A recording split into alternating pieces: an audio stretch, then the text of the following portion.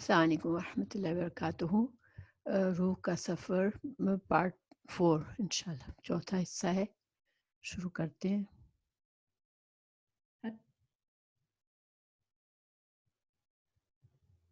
حضرت جابر سے روایت ہے، رسول اللہ صلی اللہ علیہ وسلم نے فرمایا، تم میں سے زیادہ عزیز اور قیامت کے روز میرے قریب بیٹھنے والے وہ لوگ ہوں گے جن کا اخلاق اچھے ہوں گے۔ تم سے میرے نزدیک سب سے زیادہ مغضوب اور قیامت کے روز مجھ سے دور وہ ہوں گے جو زیادہ باطونی اور بڑھ ہانکنے والے اور تکبر کرنے والے ہوں گے۔ دیکھیں ان تین خصوصیات کو غور کر لیں اور کوشش کریں اپنے اندر جھانک لیں کہ ہم میں سے کوئی ایسی بات ہمارے اندر نہ ہو، بہت زیادہ باتیں کرنا، بے مقصد باتیں کرنا، پھر اپنے بارے میں بڑی بڑی باتیں کرنا اور تکبر کرنا۔ یہ تین چیزیں ہیں جسے آپ صلی اللہ علیہ وسلم سے بالکل ناپسند کریں گے اور ایسے لوگوں کو اپنے قریب نہیں آنے دیں گے، اور اچھا اخلاق جو ہے وہ آپ صلی اللہ علیہ وسلم سے قریب کرے گا۔ اللہ تعالی ہمیں بہترین اخلاق عطا کرے۔ ہم جب صبح اٹھیں، آئینہ دیکھیں تو ہمیشہ دعا کریں، اللہم کما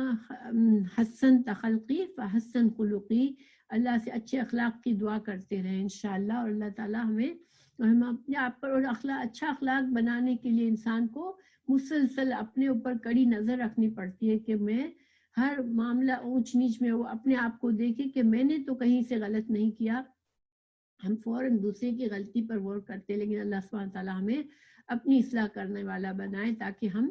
انشاءاللہ اچھے اخلاق کے مالک بن جائیں۔ اللہ سبحانہ تعالیٰ ہمیں یہ اجر نصیب کرے جو اس حدیث میں بیان کیا گیا ہے۔ پھر حضرت معاذ بن جبل جو ہے، ایک منٹ،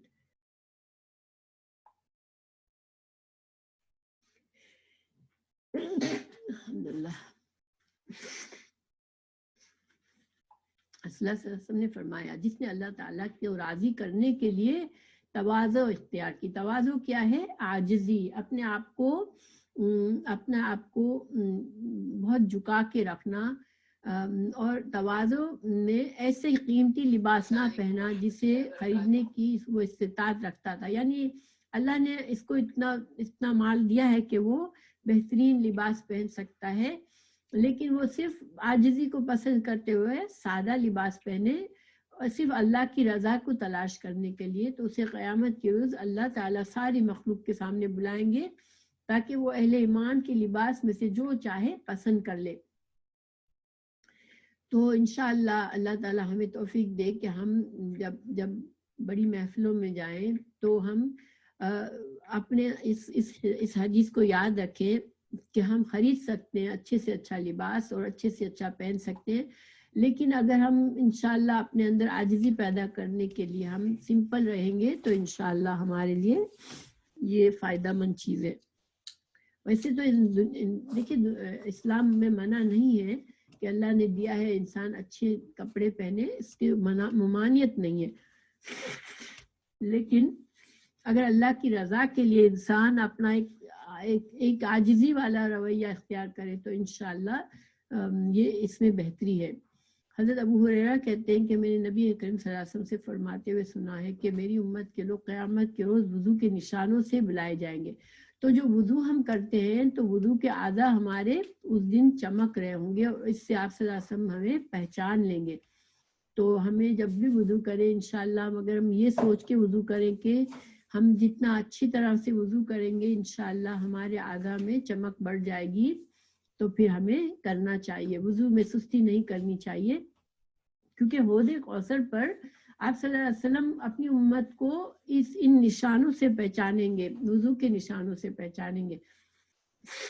کہ جو اس کے اعضاء چمک رہے ہوں گے۔ تو جیسے ہم جب سجدہ کرتے ہیں یا خیر وضو میں جو چیزیں دھوتے ہیں، ہاتھ دھوتے ہیں، منہ دھوتے ہیں، تو یہ ساری چیزیں انشاءاللہ ہماری پہچان ہوگی آپ صلی اللہ علیہ وسلم کے لیے، اور حوض کوثر پر ہمیں اس سے ویلکم کیا جائے گا۔ حضرت معاذ بن جبل کہتے ہیں کہ رسول اللہ صلی اللہ علیہ وسلم فرماتے ہیں، رسول اللہ صلی اللہ علیہ وسلم کو فرماتے ہوئے سنا، اللہ عز و جل فرماتا ہے، میرے جلال کی وجہ سے آپس میں محبت کرنے والے ایسے نور کے ممبروں پر ہوں گے جس پر انبیاء اور شہداء رشک کریں گے. تو دیکھیے کبھی اللہ تعالیٰ بعض اوقات بعض لوگوں کو اللہ تعالیٰ موقع دیتا ہے کہ کوئی نیکی کے کام میں ملتے ہیں انسان آپس میں. اب پھر ایک دوسرے کی چھوٹی چھوٹی باتیں ہمیں ڈیل کرنی پڑتی ہے تو انسان آپس میں جھگڑنے لگتے ہیں. ساتھ کام کر رہے ہوتے ہیں نیکی کا لیکن دلوں میں ایک دوسرے سے بیزار ہوتے ہیں. لیکن جب انسان دلوں میں محبت کو لائے یہ سوچ کر کے کسی کی کمی کوتاہی کو چھوڑ دے مگر اس کے ایمان کو پسند کر کے اگر ہم انشاءاللہ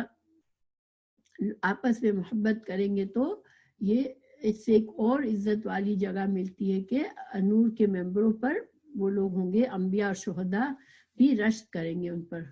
اپنے اپنے ایمان اور خلوص کے مطابق اللہ تعالیٰ کی خاطر ایک دوسرے سے محبت کرنے والے لوگ عرش کے سائے تلے ہوں گے,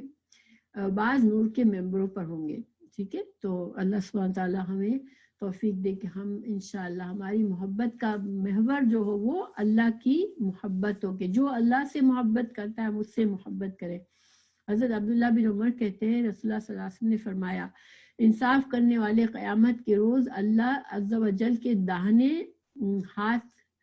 نور کے ممبر پر ہوں گے اور اللہ تعالیٰ کے دونوں ہاتھ داہنے ہیں. یہ وہ لوگ ہیں جو اپنے فیصلوں میں اہل عیال اور ہر کام میں جس کی انہیں ذمہ داری دی جائے گی انصاف سے کام لیتے ہیں. دیکھیے انصاف جو ہے ہم کہیں گے یہ تو انصاف ہمارے لیے ہم پر اپلائی نہیں ہوتا, لیکن نہیں, انصاف انسان کے گھر کی زندگی میں بھی ہوتا ہے, انسان کا اپنے گھر والوں کے ساتھ رہنے میں بھی انصاف ہوتا ہے, بہنوں بھائیوں میں, لوگوں سے, دوستوں میں, ہر معاملے میں, اولاد میں, ہر معاملے میں انصاف سے کام لینا یہ جو ہے بہت ہی اس میں یعنی یہ بہت مشکل کام ہے. انسان بعض اوقات ریئلائز بھی نہیں کرتا لیکن اس کا اندر ایک جھکاؤ ہوتا ہے کہ وہ کچھ چیزیں, کچھ لوگ, کچھ باتیں اس کے پسند آتے ہیں, وہ اسی کے مطابق ان کی طرف وہ جھک جاتا ہے. لیکن انصاف اللہ کی خاطر انصاف کرنا جو ہے وہ ہر لمحے اور ہر انسان کے اوپر طاری ہونا چاہیے, کیونکہ ہم ہر لمحہ کوئی نہ کوئی معاملہ کر رہے ہوتے ہیں, کسی نہ کسی سے ڈیلنگ کر رہے ہوتے ہیں, تو اس میں انصاف سے کام لیں انشاءاللہ. تو یہ ہمارے لیے اس دن ہمارے لیے فائدہ مند ہوگا جب ہمیں سخت ضرورت ہوگی اس فائدے کی. حضرت ابو ہریرہ کہتے ہیں کہ رسول اللہ صلی اللہ علیہ وسلم نے فرمایا جس نے کسی مومن سے دنیا کی مصیبتوں میں سے کوئی ایک مصیبت دور کی اللہ تعالیٰ اس کی آخرت کی مصیبتوں میں سے ایک مصیبت دور فرمائے گا, اور جس نے تنگ دست کو مہلت دی اللہ تعالیٰ اس کے لیے دنیا اور آخرت میں آسانی پیدا فرمائے گا, اور جس نے کسی مسلمان کے عیب پر پردہ ڈالا اللہ تعالیٰ دنیا اور آخرت میں اس کے عیبوں پر پردہ ڈالیں گے. تو اللہ سبحانہ تعالیٰ ہمیں یہ خوبیاں اپنانے کی توفیق دے. ایک تو کسی کی بھی تکلیف میں اس کی تکلیف اگر ہم دور کر سکتے ہیں تو ہم پوری کوشش کر کے تکلیف دور کریں, چاہے اچھی نصیحت سے, چاہے کمفرٹ دینے سے, چاہے مسکراہٹ سے, چاہے اچھے مشورے سے, چاہے مال سے, چاہے جسم کی کسی اعضاء سے مدد کر کے ہم کسی کی تکلیف دور کر سکتے ہیں تو ہم ضرور کریں انشاءاللہ. صرف اللہ کی خاطر, اللہ کی رضا کی خاطر. ہر نیک کام کا اجر نیت سے مطابق ہوتا ہے, تو ضرور نیت کو چیک رکھیں ہم کہ جب ہم کرنے جائیں تو اپنی نیت کو 1 منٹ کے لیے چیک کر لیں کہ میں صرف اللہ کی رضا کے لیے کرتی ہوں. تو ظاہر ہے جب اللہ کی رضا کے لیے کریں گے تو ہمیں پھر بعد میں کوئی احسان, کوئی ایکسپیکٹیشن نہیں ہوگی اس پرسن سے جس کی ہم مدد کر رہے ہیں. ٹھیک ہے, یہ ضروری ہے, ورنہ انسان کے اندر ایکسپیکٹیشنز آ جاتی ہے, میں نے فلاں کی اتنی مدد کی لیکن میرے ساتھ اس نے یہ کیا, تو یہ بات نہیں آنی چاہیے, کیونکہ ہم نے جو کچھ کیا ہم نے اللہ کی خاطر کیا. اب اس بندے کا عمل اس کے اپنا عمل ہے. اسی طرح تنگ دست کی مدد کرنا اور اسی طرح دوسروں کے عیبوں کو پر پردہ رکھنا انشاءاللہ. اللہ تعالی ہمیں توفیق دے. یہ سب سے بڑا مشکل ہے ہمارے لیے, کسی کا عیب پتہ چلے اور ہم اس کے اوپر پردہ رکھیں, یہ ہمارے لیے بہت ہی مشکل کام ہے. اللہ تعالی ہمیں اس کی توفیق دے کہ ہم دوسروں کے عیبوں کو اول تو ڈھونڈے ہی نہ, اور پتہ چل جائے تو ہم اس پر پردہ رکھیں انشاءاللہ. حضرت عمر بن خطاب کہتے ہیں رسول اللہ صلی اللہ علیہ وسلم نے فرمایا لوگوں میں سے بعض لوگ ایسے ہوں گے جو تو انبیاء ہوں گے نہ شہداء ہوں گے, نہ تو وہ انبیاء ہوں گے نہ شہداء ہوں گے, لیکن قیامت کے روز انبیاء اور شہداء بھی ان کی تعریف کریں گے اور ان کے درجے کی وجہ سے انہیں اللہ تعالیٰ کی طرف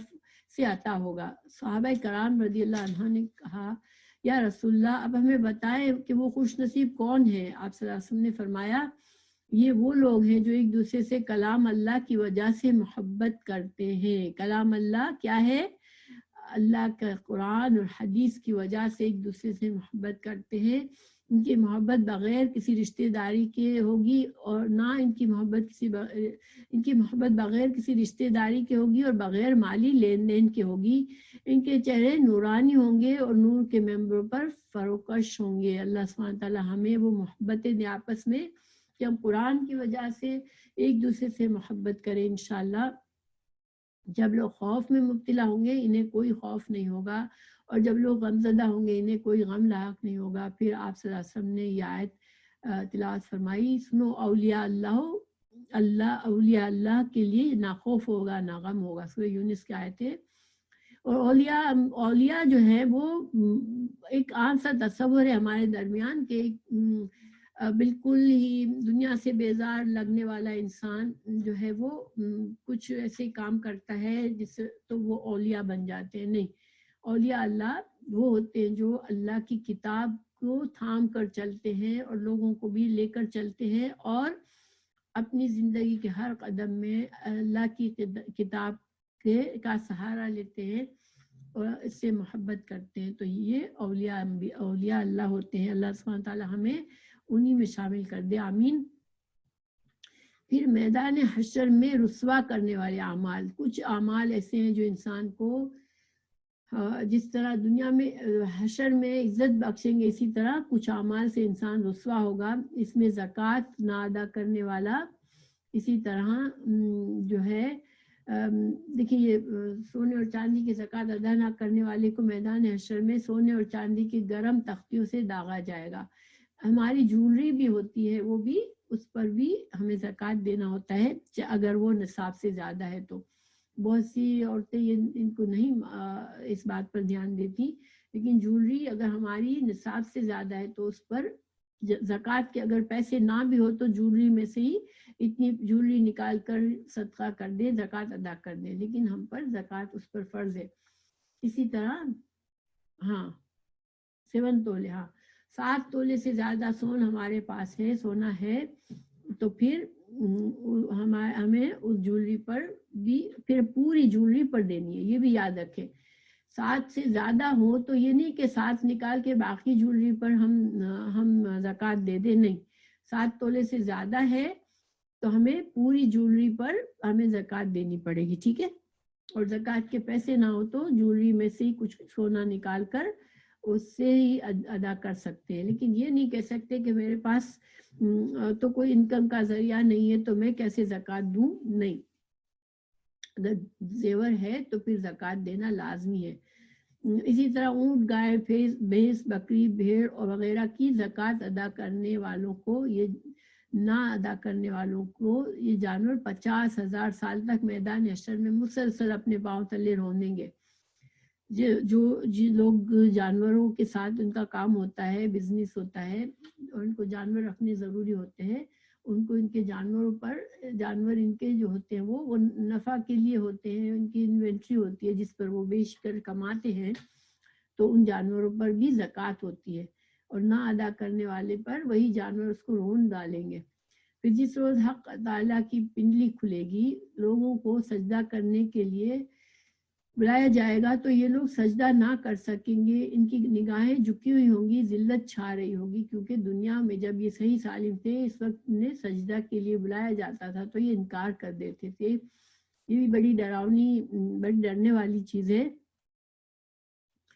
دیکھیں ہم سورہ قلم میں ہے کہ اللہ جس روز اپنی پنڈلی کھولے گا اس وقت سجدے کے لیے کہا جائے گا، تمام مخلوق جو پہچان لے گی اللہ کو وہ سجدہ میں گر جائے گی، اور وہ لوگ جو مسلمان ہوں گے مگر نماز نہیں پڑھتے ہوں گے دنیا میں، یا ان کے اندر اتنا تکبر ہوگا، عبادات کو وہ تکبر سے چھوڑتے ہوں گے، یا نماز کو اہم نہیں سمجھتے ہوں گے، یا انکار کرتے ہوں گے کہ مجھے نماز نہیں پڑھنی، ایسے بہت سے لوگ ہوتے ہیں ان کے لیے پھر اس وقت سجدہ کرنا چاہیں گے مگر اس وقت سجدہ نہیں کر سکیں گے کیونکہ ان کی کمر جو ہے وہ اکڑ جائے گی اور یہ بہت رسوائی کا وقت ہوگا کیونکہ اس وقت سجدے میں عزت ہوگی قیامت کے دن جب اللہ کو دیکھ کے اس مخلوق سجدے میں پڑ جائے گی لیکن یہ لوگ رسوا ہوں گے کہ وہ سجدہ کر ہی نہیں پائیں گے۔ حضرت سعید بن زید کہتے ہیں کہ میں نے رسول اللہ صلی اللہ علیہ وسلم کو فرماتے ہوئے سنا جو شخص زمین سے کچھ حصہ کسی سے چھین لے وہ حصہ 7 زمینوں تک اس کے گلے میں ڈالا جائے گا۔ اب ظاہر قیامت کے دن وہ زمین کا بڑا حصہ اپنے گلے میں لے کے گھوم رہا ہوگا تو یہ اس کی رسوائی ہوگی،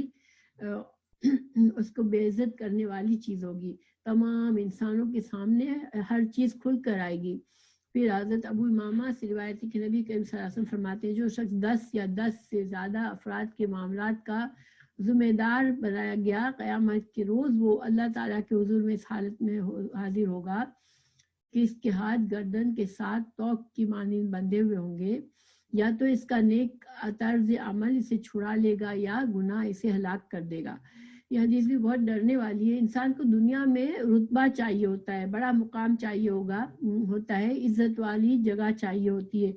لیکن جب انسان صرف 10 یا 10 سے زیادہ لوگوں کا انچارج کسی معاملے میں بن گیا تو وہ بذات خود بندہ ہوا ہی آئے گا اللہ سبحانہ تعالیٰ کے سامنے۔ اب بندہ اس کی بندن اس کا توق کب کھلے گا کہ اس کا نیک طرز عمل ہوگا لوگوں کے ساتھ، اس نے تمام معاملات میں نیکی اور بھلائی کی ہوگی تو پھر اس کا وہ چھوٹ جائے گا، ورنہ وہ توق کے ساتھ پھرے گا، اس کے گناہ اس کو ہلاک کر دیں گے۔ اسی طرح حضرت عبداللہ بن عمر سے روایت ہے کہ نبی اکرم نے فرمایا ظلم قیامت کے دن اندھیرے ہوں گے۔ دیکھیں ہم سمجھتے ہیں سارے عذاب کافروں کے لیے، لیکن ایسا نہیں ہے۔ یہ ساری باتیں جو ہم پڑھ رہے ہیں وہ ایمان والے لوگوں کے ساتھ بھی ہو سکتی ہے کیونکہ ایمان والے لوگ جو ہے وہ کافروں کا تو انجام ہے ہی جہنم، لیکن جو ایمان والے لوگ برے اعمال کرتے ہیں تو وہ سب حشر کے میدان میں ان کو سب کا سب ان کے سامنے آ جائے گا اور اسی لحاظ سے وہ رسوا اور ذلیل ہوں گے۔ حضرت مستورہ رضی اللہ عنہ سے روایت ہے نبی کریم صلی اللہ علیہ وسلم نے فرمایا جو کسی آدمی کی وجہ سے ریا اور دکھاوے کے مقام پر پہنچے گا قیامت کے روز اللہ تعالیٰ اسے ایسے مقام پر لا کھڑا کرے گا جہاں اس کا خوب ریا اور دکھاوا ہو۔ تو اس کا کیا مطلب ہے کہ انسان کے اندر دکھاوا نہیں ہونا چاہیے، ریاکاری نہیں ہونی چاہیے کیونکہ یہ آخرت میں ذلیل کرنے والی چیزیں ہیں۔ اچھا، درجہ گناہوں کے مرتکب افراد سے اللہ تعالیٰ قیامت کے روز کلام فرمائے گا، نہ ان پر نظر کرم کرے گا۔ ٹخنوں سے نیچے کپڑا لٹکانے والا، یعنی وہ غرور کے تحت، دیکھیے بعضوں کا بہت ہی انسان لباس پہنتا ہے، بہت عمدہ لباس ہے اور وہ مردوں کے لیے ٹخنوں تک، عورتوں کو تو خیر پیروں تک ہونا چاہیے، پیر تک لمبا لباس میں کوئی حرج نہیں ہے، لیکن عورتوں میں بھی تکبر نہیں ہونا چاہیے۔ بعض اوقات جیسے شہزادیوں کے لباس بنائے جاتے ہیں کہ وہ زمین کے پیچھے گھسڑ رہے ہوتے ہیں، تو یہ کیا ہوتا ہے، یہ ایک تکبر کی نشانی ہے۔ اسی طرح مردوں کے جو ٹخنوں سے اوپر جو ٹخنوں سے نیچے جو ہوتا ہے لباس، اس کا یہ مطلب نہیں کہ ہر مرد جو ہے وہ ایسا ہی لباس پہنے کہ اس کے ٹخنے کھلے ہوئے ہوں، مطلب یہ ہے کہ تکبر نہ ہو اس کے اندر، ٹھیک ہے۔ اگر وہ اس کا لباس، اب ظاہری بات ہے کہ اگر یہاں کوئی انسان کام کرتا ہے، آفس میں جا رہا ہے یا اپنے کام پہ جا رہا ہے یا لوگوں میں ایسے ہی باہر نکل رہا ہے، یہاں کا جو ڈریس مردوں کا اگر وہ پینٹ پہن لی جس نے جو ٹخنوں کو بھی چھپا دیتی ہے، اس کا یہ مطلب نہیں ہے کہ وہ اس حدیث کے تحت وہ گنہگار ہو گیا، نہیں۔ اس مقصد یہ ہے کہ انسان جب لباس ایسا پہنتا ہے کہ جس کے دل میں اس کے تکبر ہوتا ہے اور وہ تکبر سے اپنے کپڑا زمین پر گھسٹ رہا ہوتا ہے، تو یہ بڑی شان سے جب چل رہا ہوتا ہے، یہ تکبر ہے، ٹھیک ہے۔ تو اس سے بچنا چاہیے کیونکہ یہ جو ہے اللہ سبحانہ تعالیٰ بہت ناراض ہوتا ہے اس سے۔ تکبر ویسے بھی بہت برا बड़ा गुनाह है इंसान। और जब देखें बहुत अल्लाह ने पैसा दिया होता है, इंसान बहुत अच्छी तरह से ड्रेसअप होके हम कहीं जाते हैं तो अल्लाह महफूज करे, उस वक्त तकब्बुर से बचना बहुत मुश्किल होता है। इंसान की 10 लोग अगर उसके कपड़ों की तारीफ करते हैं या उसके लुक्स की तारीफ करते हैं तो इंसान के अंदर थोड़ा सा तकब्बुर आ जाता है। तो अल्लाह सुब्हानहू तआला इसीलिए आजिज़ी के कपड़े बेहतर होते हैं, आजिज़ी का हुलिया बेहतर होता है कि इंसान जिसे अपने आप को बचा लेता है। बाज़ हालात में इंसान के अंदर तकब्बुर इजीली आ जाता है, तो उन हालात से इंसान अपने आप को बचाए तो इंशाअल्लाह बेहतर है इसमें। फिर एहसान जतलाने वाला, काम किसी के लिए कुछ किया फिर एहसान एहसान करके जताना, ये अल्लाह को पसंद नहीं है। इसी तरह झूठी कसम खाकर माल बेचने वाला, यानी माल की कीमत को बढ़ा चढ़ाकर वो झूठी बात करके बेचे तो ये भी गलत है। इसी तरह एहसान जताने वाला, झूठी कसम खाकर माल बेचने वाला, इन सब पर अल्लाह ताला जो है वो अपनी नजरे रहमत नहीं फरमाएंगे। इसी तरह मैदान हशर में अल्लाह ताला की नजर करम से महरूम रहने वाले 3 और बदनसीब, वालिदैन का नाफरमान, मर्दों से मुशाबियत इख्तियार करने वाली औरतें। देखिए बाज़ औरतें कपड़े पहनती हैं, बिल्कुल मर्दों वाले कपड़े पहनती हैं, बालों की स्टाइल मर्दों की तरह इनकी होती हैं और मर्दों से मुशाबियत करना इनको पसंद होता है, ये अल्लाह को नहीं पसंद है। इसी तरह दियूस कौन होता है, जो कि जिसकी बीवी गैर महरमों के सामने बेपर्दा आए, उसे गैरत ना आए। मर्द की जिम्मेदारी होती है, अगर इसकी बीवी जो है वो गैर मर्दों के सामने बेपर्दा होती है, अपनी अपनी खूबसूरती को नुमाया करती है या लोगों से बहुत ज़्यादा मर्दों से फ्रेंडली रहती है, इस तरह के जो भी मामलात हैं, और शोहर कभी उसको टोकता नहीं है, रोकने की कोशिश नहीं करता, तो ये ऐसा शोहर गुनहगार होता है, क्योंकि शोहर को अल्लाह ताला ने जिम्मेदार बनाया है कि वो बीवी के मामलात का ख्याल रखे, बीवी की इज्जत का ख्याल रखे और गलत नजरों को अपनी बीवी पर ना पड़ने दे। हमारे यहाँ अनफॉर्चुनेटली ऐसा शोहर पसंद नहीं किया जाता जो बीवी को कपड़े पहनने पर टोके या कोई इस तरह की बातों पर उसको नजर रखता है, तो हम लोग नहीं पसंद करते। लेकिन उस मर्द गुनहगार होगा जो कि औरत का इस तरह से ख्याल नहीं रखेगा और औरत के अंदर वो चीजें होंगी कि वो अपनी नुमाइश करती है या अपने लोगों दूसरे मर्दों की अटेंशन उसको अच्छी लगती है कि लोग दूसरे मर्द उसको एडमायर कर रहे हैं या उसकी तरफ मुतवज्जो हो रहे हैं, तो ये बात उसको अच्छी लगती है। और शोहर है जो कुछ भी नहीं कहता तो ये गलत बात है, शोहर गुनहगार होता है। फिर अशर में सारी मखलूक को इनके अकीदों और अमाल के मुताबिक मुख्तलिफ ग्रोहों में तकसीम किया जाएगा। तो इसमें लंबी हदीस है, तो इंशाल्लाह भी वक्त से थोड़ा सा पढ़ लेती हूँ। हम लोग कौन से पेज पर हैं अभी? ओहो अभी तो बहुत ही आगे जाना है, तो मैं इसका थोड़ा सा खुलासा बता देती हूँ पढ़ने के बजाय, ठीक है।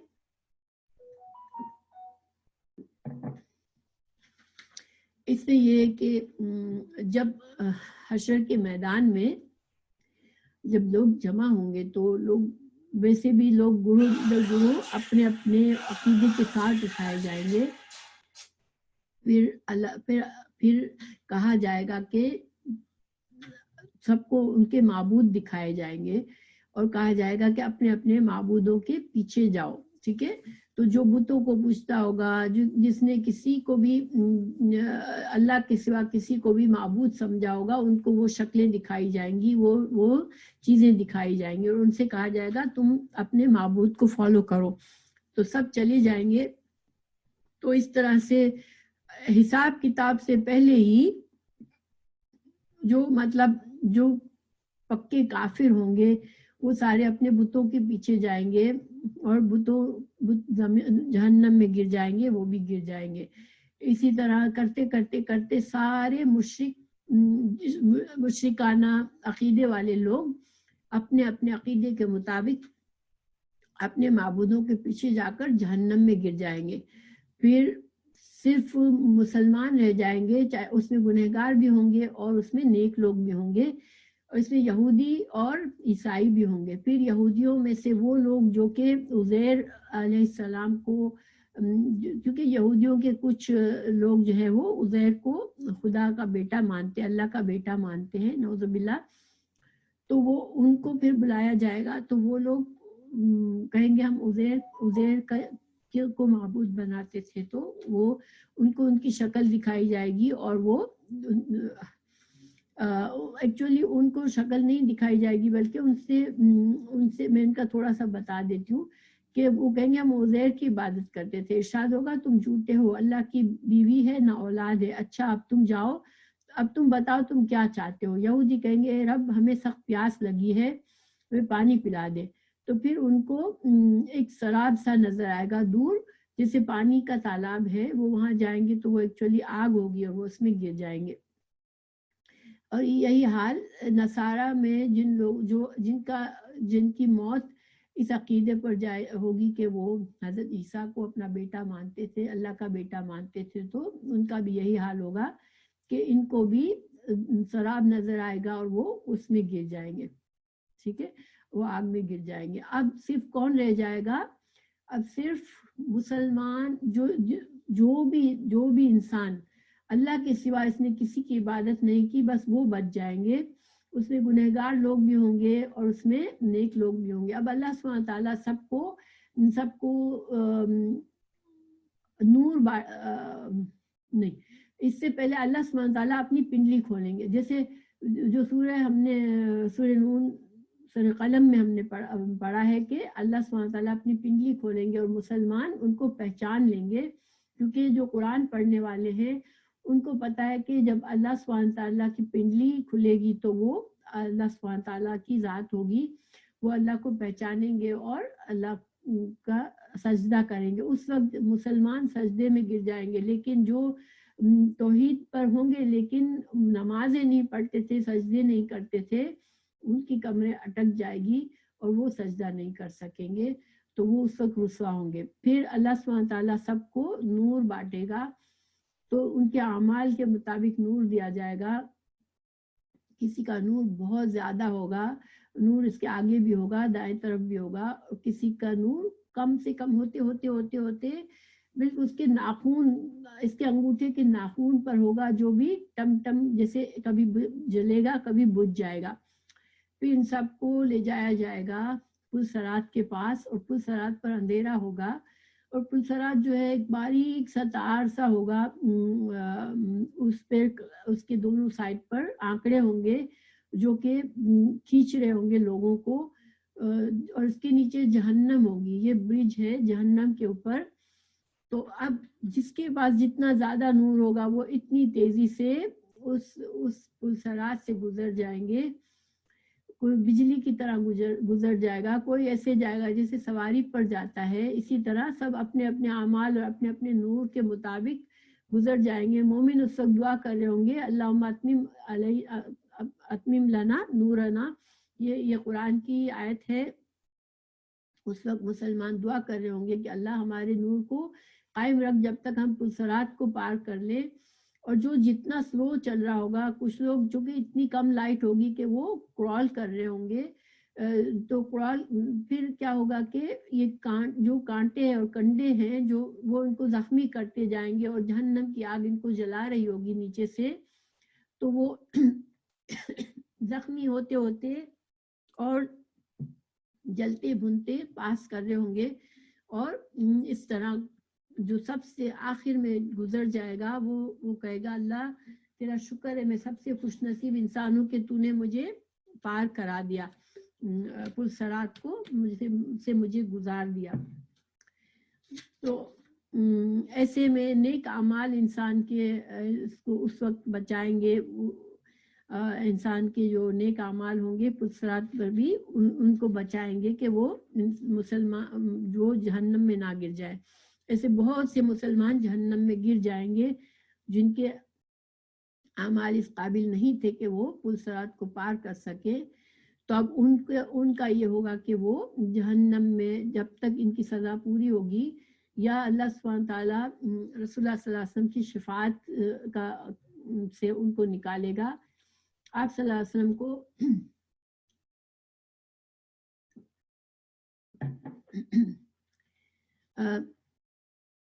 آپ صلی اللہ علیہ وسلم کو شفاعت دی جائے گی کا موقع دیا جائے گا اور مختلف درجے کی شفاعت دی جائے گی کہ پہلے جو ہے وہ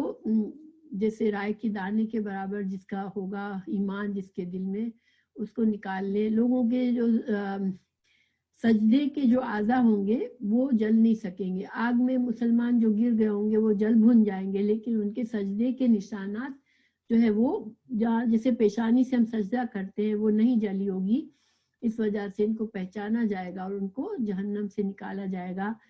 تو کرتے کرتے کرتے اللہ سبحانہ تعالیٰ خود اپنے 3 لب بھر کے جیسے ہم 2 ہاتھوں کو جمع کر دیتے ہیں اور اس میں اگر پانی بھرے اس کو کیا کہ چلو بھر تو اللہ سبحانہ تعالیٰ اپنے 3 لب بھر کے بندوں کو نکالیں گے جہنم سے. لیکن دیکھیں اس دوران وہ لوگ اپنی سزا بھگت رہے ہوں گے, ٹھیک ہے, جہنم میں جل رہے ہوں گے اور جل بھن کر ایسے ہو جائیں گے, بعض بالکل کوئلہ ہو جائیں گے. پھر اللہ سبحانہ تعالیٰ ان جہنمیوں کو اللہ تعالیٰ جن کو آخر میں سب سے آخر میں اپنی رحمت سے نکالے گا ان کو پھر وہ اتنے جل چکے ہوں گے ان کو پھر ایک جہنم سے باہر کے ایک نالے پر یا پانی کے پاس رکھا جائے گا, نہر کے پاس. پھر وہ دوبارہ سے وہ ان کی باڈیز گرو ہوں گی اور وہ صحیح ہو جائیں گے اور پھر ان کو جنت میں اللہ سبحانہ تعالیٰ جنت کی نعمتیں ان کو دے گا, ٹھیک ہے. اچھا, اب یہ اس دوران ایک اور مرحلہ جو ہوگا حشر کے میدان میں وہ ہوگا کہ گواہیاں دی جائے گی. انبیاء کرام گواہی دیں گے اپنی اپنی امتوں کے بارے میں, اسی طرح امت مسلمہ گواہی دے گی دوسرے انبیاء کے بارے میں کہ انہوں نے اللہ کا پیغام پہنچایا تھا. پھر انسان کے جو تسبیح ہم کرتے ہیں تو ہماری تسبیح کی جو انگلیاں ہیں اگر ہم انگلیوں پر تسبیح کرتے ہیں تو وہ بھی گواہی دے گی ہماری کہ ہم تسبیح کرنے والے تھے. تو ہم کو جیسے لوگ تسبیح پسند کرتے ہیں کہ تسبیح لے کر دانوں پر تسبیح پڑھتے ہیں, مگر اگر انگلیوں پر اگر ہم عادت کر لیں تسبیح پڑھنے کی تو ہماری انگلیاں تو ہمارے ساتھ ہی ہوں گی نا, تو وہ ہمارے لیے گواہ بنیں گی کہ ہم نے تسبیحاں کی ہیں. تو تسبیح انگلی پر کرنا یہ سنت سے ثابت ہے اور انسان کو عادت ڈالنی چاہیے کہ انگلی پر کریں. ہم عام طور پر انگلی سے وہی اس لیے کرتے ہیں کہ ہم بھول جاتے ہیں کہ ہم نے کتنا پڑھا اور تسبیح, لیکن ان وے اگر ہم انگلی پر کرنے کی عادت ڈالیں گے تو ہم پھر فوکس بھی کریں گے کہ ہم بھول نہ جائیں, تو انشاءاللہ ہماری تسبیح بھی بہتر ہو جائے گی کیونکہ ہماری انگلیاں بھی گواہی دیں گی. اسی طرح سجدہ جہاں جہاں ہم کرتے ہیں تو سجدے کی جگہ زمین بھی ہمارے لیے گواہی بنے گی. اسی طرح حجر اسود کو جن لوگوں نے استلام کیا ہوگا تو وہ بھی گواہی دے گا ان کے لیے. تو اللہ سبحانہ تعالیٰ کی عدالت میں حاضری, ہر انسان, یہ حدیث بھی سوچنے والی ہے کہ ہر شخص حاکم اور ہر آدمی اس کی رعیت کے بارے میں سوال کیا جائے گا. تو جس آدمی کا کوئی بھی ہر انسان کے ذمے کچھ نہ کچھ ہے اس کی ذمہ داری کے بارے میں پوچھا جائے گا. جسی طرح مثال کے طور پر شوہر سے اس کے گھر والوں کے بارے میں پوچھا جائے گا. اسی طرح ماں بیوی سے بچوں اور بیوی کی جو ذمہ داری ہے بچوں کا خیال رکھنا, شوہر کے گھر کا خیال رکھنا, تو اس سے اس کی ذمہ داری کے بارے میں پوچھا جائے گا. تو ہر انسان کو کچھ نہ کچھ اللہ نے ذمہ دار بنایا ہے اور ہر انسان کو اس کی ذمہ داری کے مطابق جواب دینا پڑے گا. اللہ کی ہر نعمت جو ہے وہ اس کا ہمیں سوال کیا جائے گا کہ ہم نے اللہ کی نعمتیں کیسے یوز کی, اس کا جواب دیا جائے گا. پھر مجرم لوگ عدالت الہی میں ذلت و رسوائی کے بعد سر جھکا کے کھڑے ہوں گے. میدان حشر میں ہر نبی کو پانی کا حوض دیا جائے گا. تو ہر نبی کا اپنا حوض ہوگا. ہمارے نبی صلی اللہ علیہ وسلم حوض کوثر پر اپنی امت کا انتظار کریں گے. پھر اس کے بارے میں بھی کچھ احادیث ہے کہ حوض کوثر پر ایک جماعت میرے سامنے آئے گی، میں انہیں پہچان لوں گا کہ یہ میری امتی ہے۔ یہ کیسے پہچانیں گے؟ انسان کے وضو کے اعضاء چمک رہے ہوں گے اس لیے۔ تو اتنے میں میرے اور ان کے درمیان ایک شخص نمودار ہوگا، وہ اللہ تعالیٰ کا بھیجا ہوا فرشتہ ہوگا۔ وہ اس جماعت سے کہے گا ادھر آؤ، میں کہوں گا انہیں کہاں لے جا رہے ہو؟ وہ شخص کہے گا جہنم میں، واللہ انہیں جہنم کی طرف لے جا رہا ہوں۔ میں پوچھوں گا ان کا جرم کیا ہے؟ تو وہ جواب دے گا آپ کے بعد یہ لوگ اپنی ایڑیوں کے بل دین اسلام سے پھر گئے تھے۔ تو دیکھیں اب دین اسلام سے پھرنے میں مرتد ہونا بھی آتا ہے کہ مرتد بالکل دین سے نکل جاتا ہے، لیکن چونکہ یہاں وہ لوگ آپ صلی اللہ علیہ وسلم ان کو پہچانیں گے جن کے وضو والے اعضاء چمک رہے ہوں گے، تو اس کا مطلب ہے کہ دین سے پھرنے والے اور لوگ بھی ہوں گے جو اپنے دین کو بھلا بیٹھے ہوں گے۔ پھر ایک دوسری جماعت میرے سامنے آئے گی، حتیٰ کہ انہیں بھی پہچان لوں گا کہ یہ میری امتی ہیں۔ اتنے میں میرے اور ان کے درمیان ایک آدمی حائل ہو جائے گا اور انہیں کہے گا ادھر آؤ، یعنی حوض کوثر سے واپس لے جائے گا۔ میں کہوں گا انہیں کہاں لے جاؤ گے؟ وہ جواب دے گا جہنم کی طرف۔ اللہ کی قسم انہوں نے جہنم کی طرف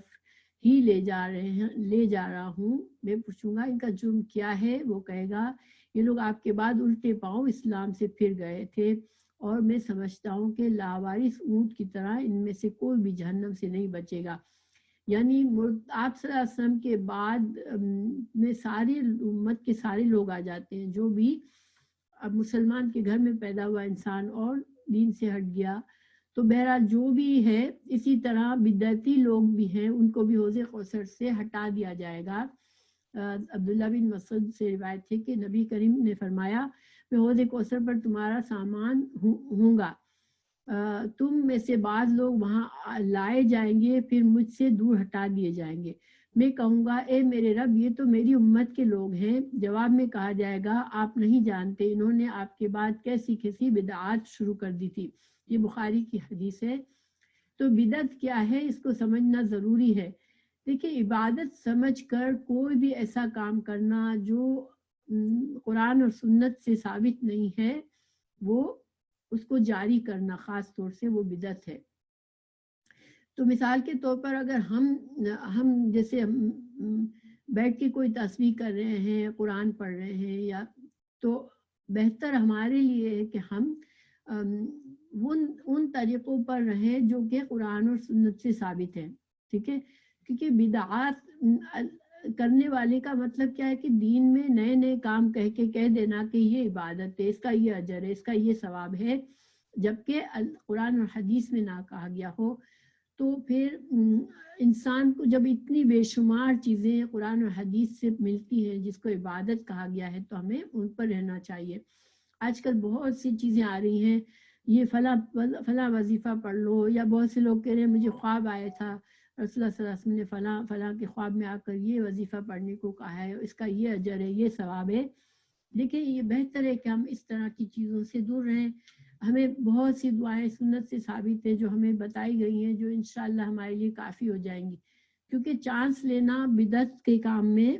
بعض اوقات ہمیں بعد میں پتہ چلتا ہے یہ کام حدیث سے ثابت نہیں، یہ قرآن سے ثابت نہیں، لیکن ہم اس سے ہٹنا نہیں چاہتے کیونکہ ہم اس چیز کے عادی ہوتے ہیں، ہمیں پتہ ہوتا ہے ہمارے ماحول میں، ہمارے معاشرے میں ہم نے یہی دیکھا ہے، تو ہم اس سے نہیں ہٹتے۔ لیکن